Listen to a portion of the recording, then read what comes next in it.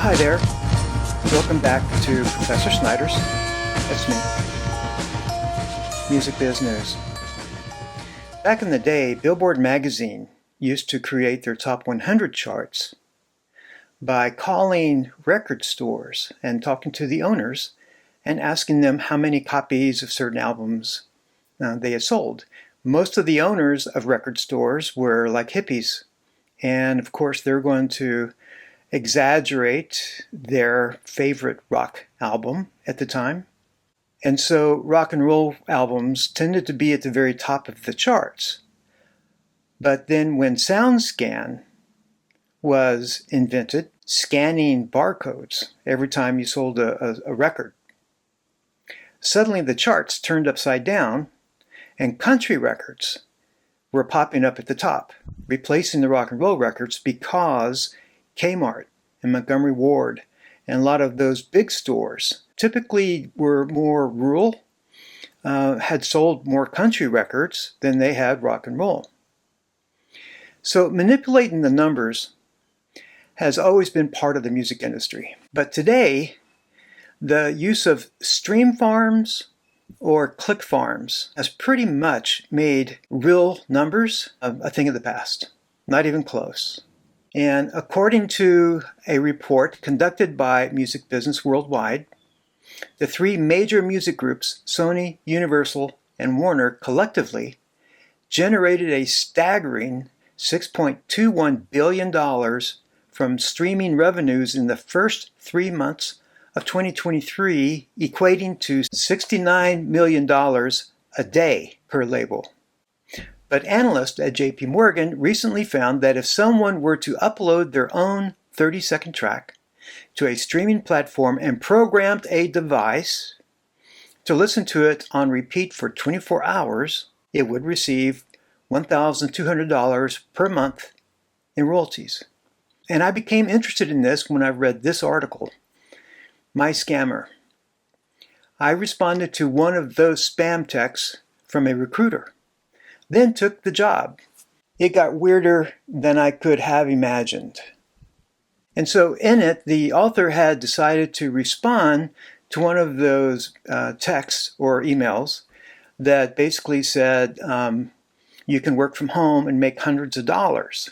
I actually received such a note while writing this script. And here's a screenshot of them offering me a job that I can work from home and make a bunch of money. The phone number is based out of Houston.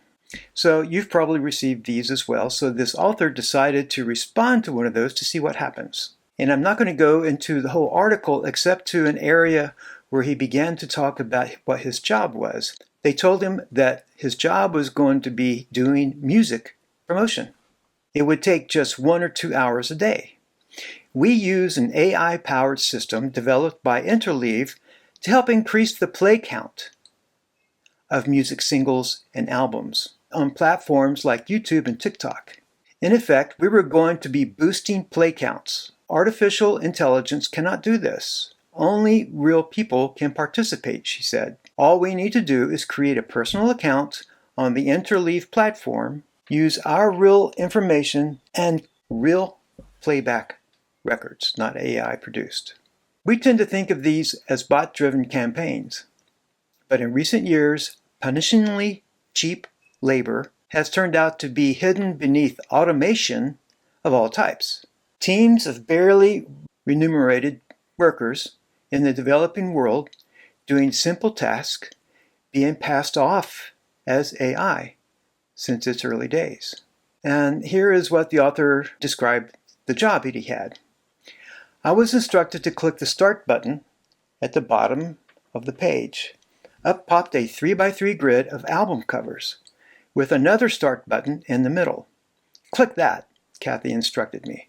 The album covers fluttered like the display on a slot machine. Then one was highlighted, deemed a success, given 5 stars, and assigned an amount and a profit.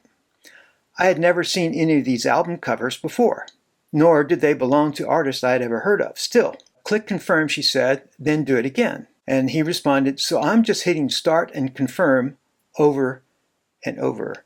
And she said, yes. So some background. Effective artificial intelligence programs can require gobs of data, time, and money to produce. That means a lot of upfront investment before achieving a minimum viable product. The cheap solution? Humans. Some companies have decided to forego algorithms altogether and use people to power programs that are advertised as AI. Companies have enlisted people to pretend to be chatbots.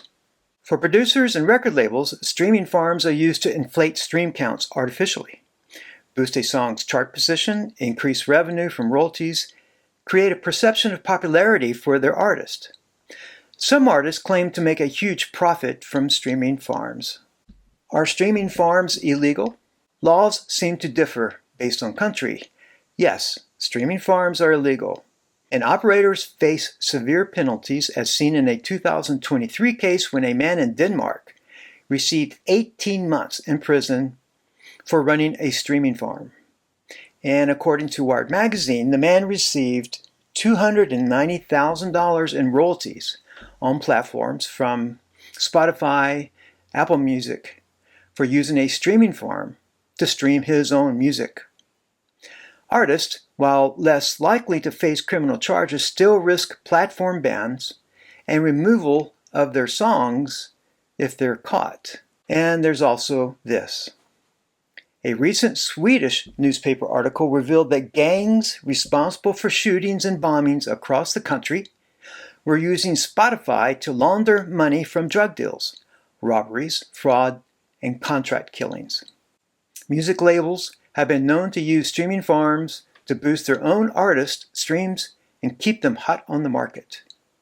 And Spotify's policy is third-party promotional services that advertise streams in return for payment violate our terms and conditions, and using them could result in your music being removed from Spotify. Key word here is could. And if you're caught, what's even riskier is that streaming services are now sharing data about artificial streaming activity. They're sharing data, meaning getting flagged on one platform could put your presence on others at risk. So if you get caught on TikTok, TikTok will let Spotify know that you're a streaming farm and you'll be banned. So they're all starting to talk to each other. Here's a table created by Perplexity, an AI program for me. And you can see that the typical pricing, if you're interested in this, and hopefully you're not, is $1,500 per 100,000 fake streams. And that's just a one-shot deal. If you subscribe, it's a monthly guarantee of daily or weekly streams. And Playlist Payola, stream and playlist placement combined, and tiered campaigns, bundled streams plus likes, follows, and playlists. And as for those musicians who don't cheat, well, they no doubt have diverted attention away from the true artistic merit of hundreds of talented artists who are already paid paltry sums by digital streaming services, and they're struggling to compete in an environment where market visibility has been monopolized by fraudsters, with the effects of streaming farms not only undermining the caliber of musicianship at the forefront of the industry, but also facilitating violent and organized crime. So the music industry has always manipulated the numbers, from labels paying DJs to play songs, in other words, payola, to labels offering new albums by major artists for just pennies. Amazon, Best Buy sells Lady Gaga's album at deep discount. Digital retailer is selling Born This Way for 99 cents, below cost, to entice more sales and to push album up in the charts. So they're willing to lose money to push an album up closer to number one on the top 100. One of the biggest problems with artificial streaming is that it distorts reality. Streams are meant to represent real listeners engaging with your music, but when those numbers are artificial, they create a false narrative about your audience. For independent artists and labels, of course, this is a major issue. So knowing that there's no way to compete, musicians, you musicians out there, knowing there's no way to compete with stream farms or click farms being used by artists or AI artists or record labels can be demoralizing because you're playing by the rules and they're not, which means there could be a time when musicians just say to hell with it. Thanks for watching. Please subscribe and share this with your friends if you like this episode.